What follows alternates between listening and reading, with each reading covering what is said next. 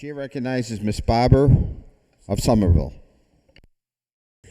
Mr. Speaker, I would like to thank you for your guidance and your willingness to work with and listen to new members, especially, and for your sense of justice, which is especially evident in taking up this bill and your leadership on this bill today.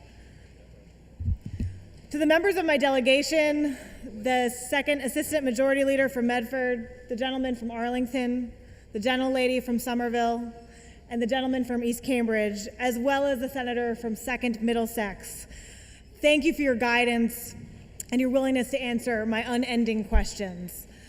With apologies to the other members, I do have the best delegation to work with in the Commonwealth. And I continue to learn so much from you and greatly appreciate our partnerships. I'd like to thank my legislative aide, Claire, for all of your hard work. Having been an aide in this building previously, I may actually be more difficult to work for than others, but you're the reason that I'm able to stay on top of everything. I want to thank my boyfriend, Ryan, for all of his support in this life, and especially my parents, Bill and Patricia, who are here today in the gallery, who, along with my sister, have provided unending support and taught me strong values.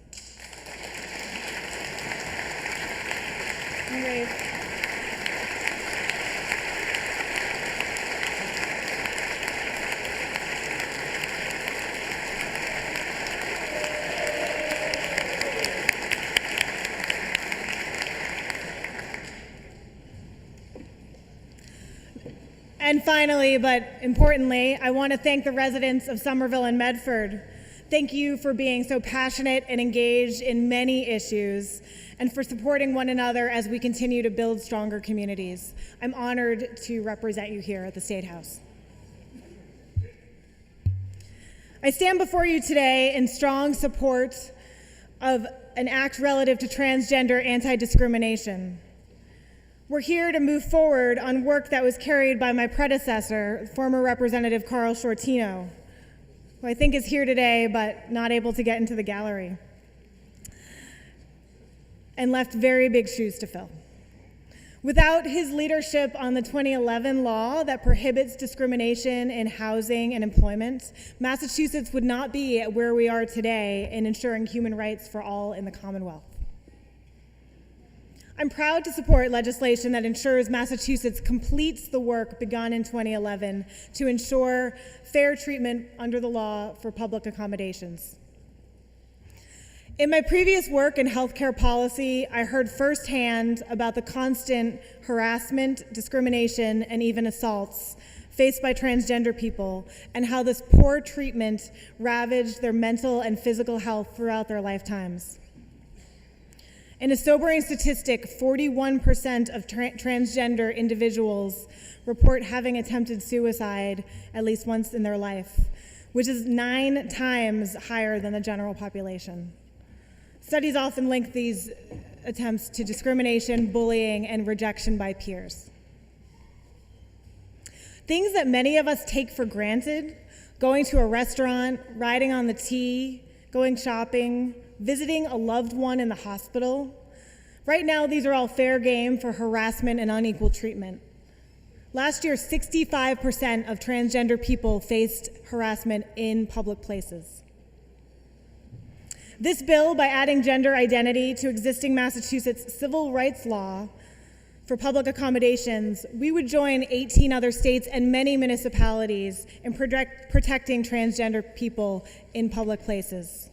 But ultimately, this legislation is about fairness, inclusion, and equality for all. So I speak before you representing 2 cities, Somerville and Medford, that passed local ordinances over 2 years ago to protect transgender people from public accommodation, from discrimination in places of public accommodations. Police chiefs in both of our cities are very supportive of these laws as a matter of improving public safety. And in the time since those laws passed, there have been no issues. There have been 0 issues in our communities. In fact, I receive hundreds of communications from constituents on the issue of transgender civil rights and ensuring these rights go statewide. I have only heard positive feedback about how this is working in our communities. So one of our duties in serving here, and I think this goes for all of us, is to speak up for people who are on the margins and ensure that all people in our communities have the services and basic protections that they need to live full lives. The stories from our communities are really why we're here today. I received a note yesterday from a transgender man who lives in my district. He writes, "We have to go through such great lengths just to be ourselves. Please take this opportunity to keep fear from making this already difficult journey even harder and more dangerous. Thank you for protecting me and my brothers and sisters." I urge you, my colleagues, to act favorably on this bill and to stand together with the transgender community to ensure we protect all residents of the Commonwealth. Thank you.